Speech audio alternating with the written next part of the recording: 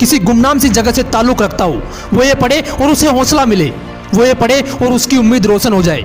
हो सकता है ये कुछ बच्चों को नाउम्मीदी से बाहर ले आए और जिसे वो मजबूरी समझते हैं वो उन्हें मजबूरी ना लगे। ये कुछ लाइनें लिखी थी भारत रत्न डॉक्टर एपीजे अब्दुल कलाम ने। दोस्तों, आज के इस वीडियो में मैं आपको कलाम साहब के वो किस्से सुनाने वाला हूं जिन्हें सुनकर आपके सोचने समझने का तरीका बदल जाएगा और आप अपने अंदर एक नई एनर्जी फील करोगे। So let's start the video. दोस्तों, आपको पता है कलाम साहब ने शादी क्यों नहीं की? इसका सिर्फ एक रीजन था और वो रीजन यह था कि कलाम साहब सबसे ज्यादा अपने काम से प्यार करते थे।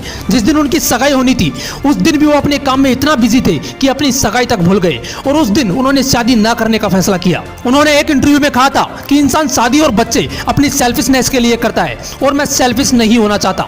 मैं अपनी पूरी जिंदगी इस देश को समर्पित करना चाहता हूं। दोस्तों, बात है 10 अगस्त 1979 की। 19 साल की मेहनत, 23 मीटर लंबा SLV-3 रॉकेट 17 टन का वजन लेकर 7:58 पर आसमान में उड़ा। यह रॉकेट 4 स्टेजेस में था और यह सिर्फ एक रॉकेट नहीं था, यह सपना था उन तमाम लोगों का जो इस प्रोजेक्ट में शामिल थे और इस प्रोजेक्ट के डायरेक्टर थे कलाम साहब। वो रॉकेट पहली स्टेज तो पार कर गया, लेकिन दूसरी स्टेज में जाने के बाद रॉकेट ने काम करना बंद कर दिया और 317 सेकंड के बाद कलाम साहब और कई लोगों का सपना कचरा बनकर श्रीहरिकोटा से 560 किलोमीटर दूर समंदर में जा गिरा। दोस्तों, क्या हालत हुई होगी उस वक्त कलाम साहब और उनके बाकी साथियों की जब उनके 19 साल का सपना कुछ ही सेकंडों में समंदर में कचरा बनकर बिखर गया। कलाम साहब कहते हैं कि उस वक्त मैं अंदर से इतना टूट गया कि मैं अपने बिस्तरों में जाकर धंस गया और मेरी आंखों से आंसू बहने लगे। लेकिन दोस्तों, कलाम साहब हार मानने वालों में से नहीं थे।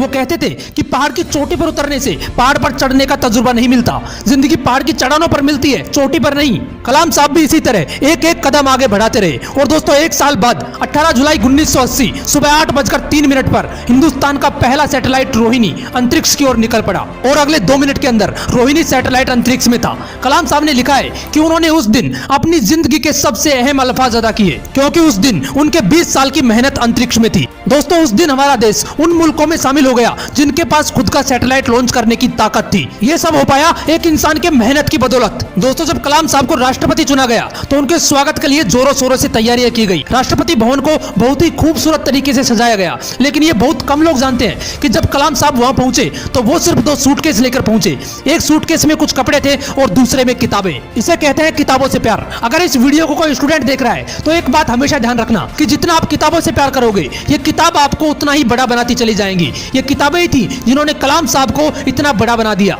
आपको पता है पूर्व राष्ट्रपति कलाम साहब सादगी और ईमानदारी जैसे गुणों की मिसाल थे जो आज के राजनीतिक परिदृश्य में दुर्लभ हो चले हैं। एक बार कलाम साहब का पूरा परिवार उनसे मिलने दिल्ली आया। उनके 90 साल के बड़े भाई से लेकर उनके 1.5 साल की परपोती तक टोटल 52 लोग थे। सभी को राष्ट्रपति भवन लाया गया जहां पर वो 8 दिन रुके। दोस्तों, आपको जानकर हैरानी होगी कि उन 8 दिनों में जितना भी खर्चा हुआ चाय से लेकर खाने तक का, वो सारा खर्च कलाम साहब ने अपने पर्सनल अकाउंट से दिया। करीब 3,52,000 रुपए का चेक काटकर राष्ट्रपति कार्यालय को भेजा। इसलिए कलाम साहब ईमानदारी की मिसाल थे, ना जात धर्म ना कोई भेदभाव। मैंने कुछ लाइनें पढ़ी थी जो कलाम साहब के लिए कही गई थी। था बंदा इस्लाम का वो, पर कभी न ऐठा करता था, जब भी चाहा संतों के चरणों में बैठा करता था।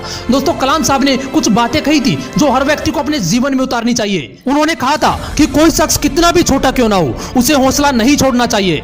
मुश्किलें जिंदगी का हिस्सा हैं और तकलीफें कामयाबी की सच्चाइयां। खुदा ने यह वादा तो नहीं किया कि आसमान हमेशा नीला ही रहेगा, जिंदगी भर फूलों से भरी राहें मिलेंगी।